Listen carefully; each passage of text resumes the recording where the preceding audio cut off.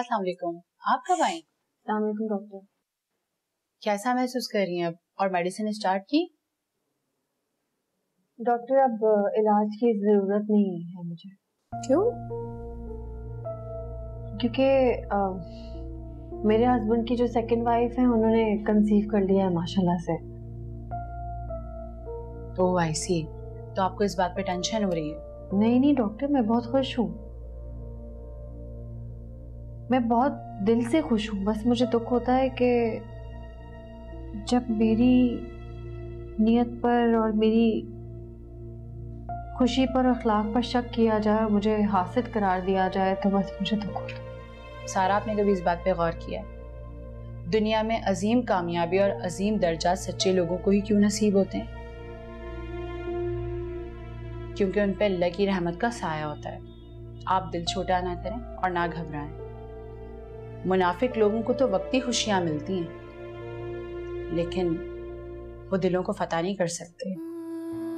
और जो लोग आजमाइश में होते हैं ना, वो आजमाइश के बाद जरूर सुरखरू होते हैं। सुकून मिलता है मुझे आपकी बातें सुन के। दिल चाहता है बस घंटों आपके साथ बैठी रहूं। मगर मुझे डर लगता है रिश्तों को लेकर डॉक्टर। लगता है कि जैसे बस कोई खो ना जाए। एक बात बताऊं, दुनिया का उसूल है, हम जिन रिश्तों से मोहब्बत करते हैं ना, अल्लाह उन्हीं रिश्तों को हमारे लिए आजमाइश बना देता है। ऐसा ही होता है। और जब इंसान टूट के बिखरता है ना, तो अपने रब की तरफ लौट कर वापस आता है। इसलिए अपने आप को कमजोर नहीं, स्ट्रांग बनाओ हर किस्म के हालात का सामना करने के लिए। ठीक है डॉक्टर। देखो सारा, अगर आप मुझसे ट्रीटमेंट करवाना चाहती हो तो अपने अंदर एक उम्मीद बनाना होगी। डॉक्टर उम्मीद तो थी, लेकिन मैं कंसीव ही नहीं कर रही हूँ। तो देखो, हम सिर्फ दो बातों से कामयाब होते हैं, एक जो हम अपने अंदर उम्मीद बनाते हैं और दूसरा हमें अल्लाह पर भरोसा रखना चाहिए। ये सच बात है डॉक्टर साहबा। आपको पता है डिप्रेशन के मारे इसने मेडिसिन भी नहीं खाई। ये तो बहुत गलत बात है। तो फिर मेरे पास तो आपको आना ही नहीं चाहिए था। Sorry doctor. वादा करो मेडिसिन टाइम पे लोगी और पॉजिटिव भी। हाँ डॉक्टर, मैं मेडिसिन खाऊंगी। अल्लाह पर ट्रस्ट रखो, सब कुछ अच्छा होगा। और positive positive. Good good. Thank you doctor. Thank you doctor. आ जाओ सर।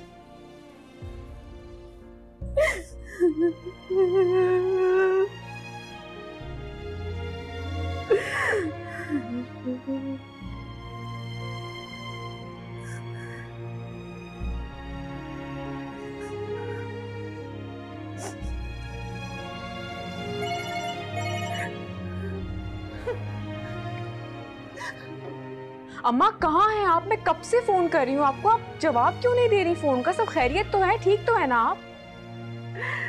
अरे खैरियत ही तो नहीं है ना। अरे घर में 2 डाकू घुस आए थे, मेरी सारी जमा पूंजी लूट के ले गए।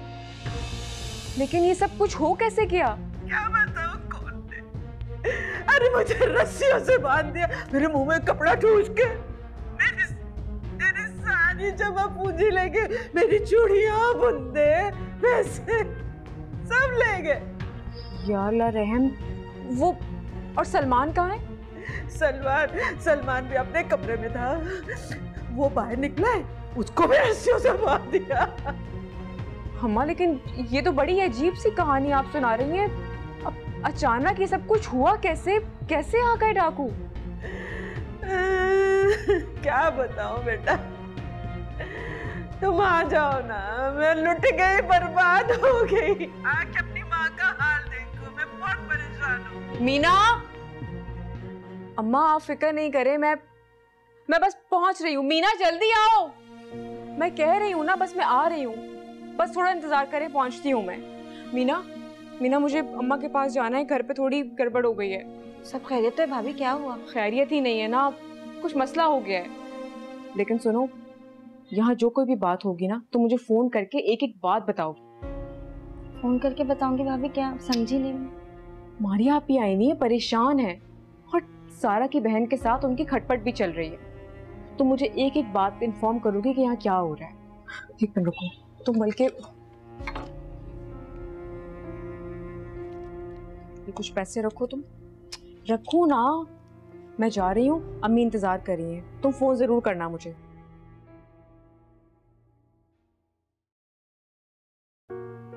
तुम्हें ऐसे देख के मैं बहुत परेशान हो रही हूँ। सोचूं वकार को फोन ही कर लूं। रहने दे अम्मी, वो भी अपनी माँ और बहन की जबान बोलता है। बेटा लेकिन बातचीत से ही तो मसले हल होते हैं। अब तुम यहाँ नाराज बैठी हो, वो अपनी जगह, बच्चे अलग से परेशान हैं। मुझे कुछ तो करना है ना। आपने वो मिसाल सुनी है ना, लातों के भूत बातों से नहीं मानते। क्या मतलब? मतलब ये कि वो बेहिस बदतमीज लोग हैं, पढ़े लिखे जाहिल हैं। लेकिन जारा तो समझदार लगती है। हाँ, बस अपने मतलब तक समझदार, उसके बाद। इसलिए प्लीज मैं नहीं चाहती कि आप कॉल करें और वो आगे से आके इंसल्ट कर। अम्मा जान, वो मुझे अम्मी के यहाँ जाना होगा, थोड़ा मसला हो गया है, मैं जल्दी वापस आ जाऊंगी। अच्छा, खैरियत है? सब ठीक तो है ना बेटा? तुम्हें इस वक्त आराम की जरूरत है। अम्मा जान, वो घर में डकैती पड़ गई है। अम्मी को डाकुओं ने बांध दिया था और भाई को बहुत मारा पीटा है। अम्मी बार बार फोन कर रही है, मुझे जाना होगा। साजिदा ठीक तो है? जी, वो खैरियत से हैं। सुनो, अगर तुम चाहती हो तो मैं चलती हूँ तुम्हारे साथ। नहीं नहीं, आप परेशान नहीं हो, मैं जल्दी वापस आ जाऊंगी अम्मा। वो चली जाऊंगी तो अम्मी को तसल्ली हो जाएगी, थोड़ी बहुत परेशान है वो। हाँ बेटा, बेटा जाओ, ड्राइवर के साथ जाना, लेकिन एहतियात करना प्लीज। जी।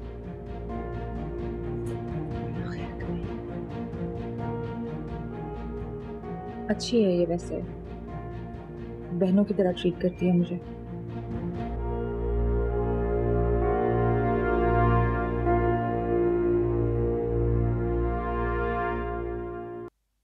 अरे रे, चलो भी चलो, नाश्ता आ गया। मेरे बच्चों को भूख लग रही होगी ना, चलो आ जाओ बेटा। मुझे भूख नहीं लग रही। अरे ये क्या बात हुई भला? चलो बेटा आ जाओ तुम। मुझे भी भूख नहीं लग रही। भूख क्यों नहीं लग रही? क्या मसला है? अब हम मम्मा के हाथ से खाएंगे, या तो मम्मा को यहाँ बुला ले या हमें वहाँ भेज दें। ये बात आप लोगों को आपकी मम्मा ने कही है ना? नहीं। तो इससे पहले जब आपकी मामा आपको अपनी दादों के पास छोड़कर जाती थी तो आप अपनी दादों की सारी बातें मानती थी ना, तो अब क्यों नहीं मान रही? मम्मा ने तो हमें कुछ नहीं कहा। तो फिर किसने कहा? किसी ने भी नहीं, हमें बस हमारी मम्मा चाहिए। आप बाबा को बता दें। ठीक है, आप अपनी दादों की बात नहीं मान रही ना, तो ठीक है, मैं जाती हूँ। ये नाश्ता पड़ा है, वो दूध पड़ा है, जब भूख लगेगी तो दोनों पी लेना। तौबा है, किस कदर जिद्दी बच्चे हैं। ये मारिया ने तो अपनी तरह बच्चों को हठधर्म और बदतमीज बना दिया।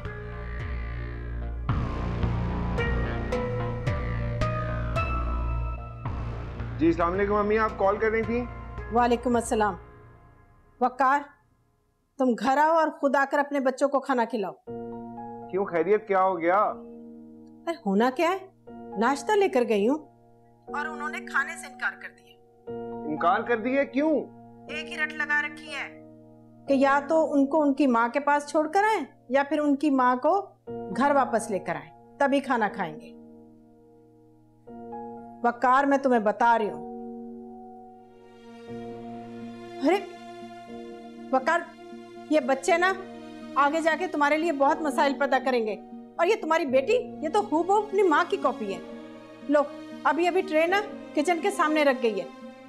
अम्मी, यहाँ ऑफिस में काम का बहुत लोड है, आपसे रिक्वेस्ट कर रहा हूँ कि काइंडली घर की सिचुएशन को आप हैंडल करें, मैं नहीं आ सकता, प्लीज। वकार, मैं तुम्हें बता रही हूँ, खुद आओ और अपने बच्चों को खुद संभालो। अरे इस कदर बदतमीज हो गए हैं, मैं नहीं संभाल सकती। अम्मी, मैं शाम से पहले नहीं आ सकता, प्लीज। अस्सलाम वालेकुम।